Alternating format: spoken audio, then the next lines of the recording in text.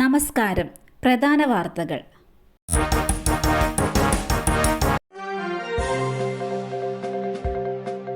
നിമിഷപ്രിയയുടെ മോചനം ഹർജി 8 ആഴ്ച കഴിഞ്ഞ് പരിഗണിക്കാൻ മാറ്റി സുപ്രീംകോടതി. യമനിൽ ജയിലിൽ കഴിയുന്ന നിമിഷപ്രിയയുടെ മോചനവുമായി ബന്ധപ്പെട്ട ഹർജി 8 ആഴ്ച കഴിഞ്ഞ് പരിഗണിക്കാൻ മാറ്റി സുപ്രീംകോടതി. അടിയന്തര സാഹചര്യം ഉണ്ടായാൽ വീണ്ടും പരാമർശിക്കാനും നിർദ്ദേശം നൽകി.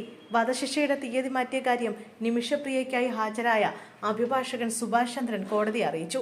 അപ്പോഴാണ് അടിയന്തര സാഹചര്യം ഉണ്ടായാൽ അറിയിക്കാൻ കോടതി ആവശ്യപ്പെട്ടത്. നിമിഷപ്രിയയുടെ മോചനത്തിന് കേന്ദ്ര സർക്കാർ ഇടപെടൽ ആവശ്യപ്പെട്ടാണ് ഹർജി. തൃക്കാക്കര സ്കൂളിൽ 5ാം ക്ലാസ്സുകാരനോട് ക്രൂരത. തൃക്കാക്കര കൊച്ചിൻ പബ്ലിക് സ്കൂളിൽ വിദ്യാർത്ഥിക്ക് പ്രതികാര നടപടി. സ്കൂളിലെത്താൻ വൈകിയെന്നാരോപിച്ച് ഇരട്ടുമുറിയിൽ ഒറ്റയ്ക്കിരുത്തി. വൈകി വന്നതിനാൽ വെയിലത്ത് ഗ്രൗണ്ടിൽ ഓടിച്ച ശേഷമായിരുന്നു ഒറ്റയ്ക്ക് മുറിയിലിരുത്തിയത്. തുടർന്ന് രക്ഷിതാക്കളെ വിളിച്ചു വരുത്തുകയായിരുന്നു. കുട്ടിയെ TC തന്ന് പറഞ്ഞുവിടുമെന്ന് സ്കൂൾ അധികൃതർ പറഞ്ഞുവെന്നും രക്ഷിതാക്കൾ കുറ്റപ്പെടുത്തി. വൈകി വന്നാൽ വെയിലത്ത് ഓടിക്കുമെന്ന് പറഞ്ഞു. മാനേജ്മെന്റിന്റെ സ്കൂൾ ബസ് വൈകി എത്തിയാലും കുഴപ്പമില്ലെന്നും രക്ഷിതാക്കൾ പറഞ്ഞു. ഡിവൈഎഫ്ഐ നേതാവ് ജീവനൊടുക്കിയ നിലയിൽ.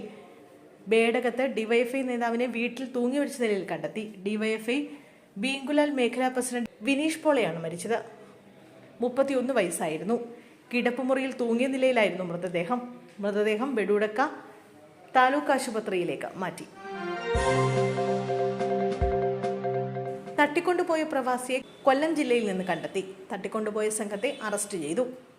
പാണ്ടിക്കാട് നിന്നും തട്ടിക്കൊണ്ടുപോയ പ്രവാസിയെ കണ്ടെത്തി. കൊല്ലം ജില്ലയിൽ നിന്നാണ് ഷമീറിനെ പോലീസ് കണ്ടെത്തിയത്.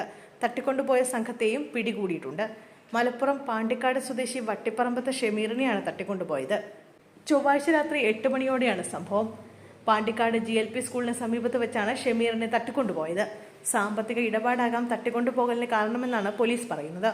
ഇയാളുടെ ഭാര്യയുടെ ഫോണിലേക്ക് വിളിച്ച് 1.6 കോടി രൂപ മൂല്യമുള്ള ദുബൈയിലെ ചെക്കുകൾ കൈമാറണമെന്ന് ആവശ്യപ്പെട്ടിരുന്നു.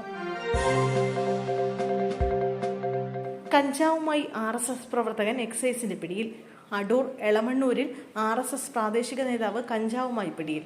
ജിതിൻ ചന്ദ്രനാണ് 10 ഗ്രാം കഞ്ചാവുമായി എക്സൈസിന്റെ പിടിയിലായത്. വിൽപ്പനയ്ക്കായി എത്തിച്ച കഞ്ചാവുമായി ഇളമണ്ണൂർ ഹൈസ്കൂൾ ജംഗ്ഷനിലെ ഫ്ളാറ്റിൽ നിന്നാണ് ഇയാളെ പിടികൂടിയത്.